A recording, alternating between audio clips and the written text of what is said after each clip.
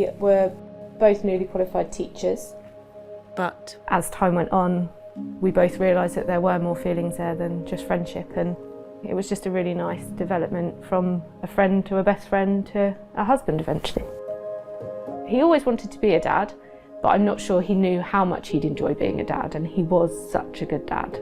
Freya was born, and a couple of years later, Ella came along. My daddy used to take me to the farm and play. We liked to feed the animals and bounce on the bouncy cushions. It made me really happy. But then he got poorly. I'd started to note some minor changes at home, and he laughed it off and said, "Oh, like, it's fine." But I had a suspicion. Brett was first diagnosed with a brain tumour 4 years ago. We sat down with his neurologist, and they'd gone through the extremes of what the surgery could lead to, and it ranged from death to removal of the tumour. I think that was at the stage where we almost started to panic, and they just took as much of the tumour away as they could. When the tumour grew back when I was pregnant with Ariya, it was more aggressive. So when we went for his final scan results, I was really nervous about it, but unfortunately this time it couldn't be operated on. 3 months after that, I went into labour with our third daughter, Ariya. Whilst I was in labour at Luton Hospital, Brett suffered a seizure at home and was rushed to A&E in Milton Keynes.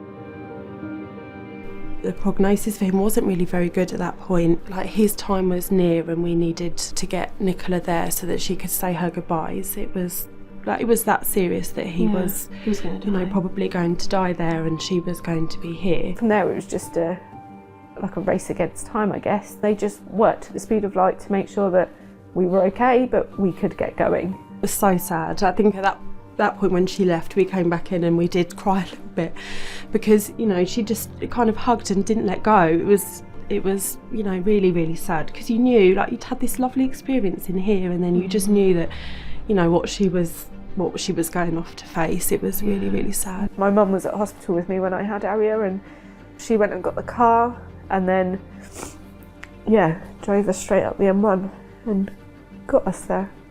I knew what was going to happen, and I just wanted him to know that he was okay.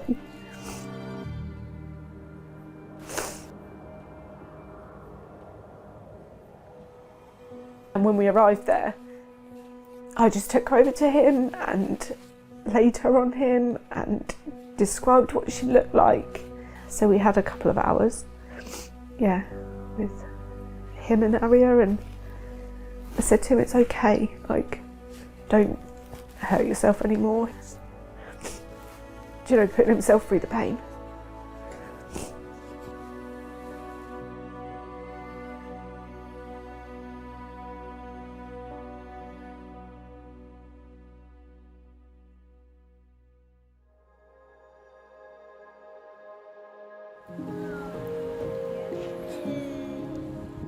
My daddy sends us feathers to let us know that he is looking after us. Freya would always call him her superhero handsome prince. That's how they departed when he went to work every day. I miss my daddy.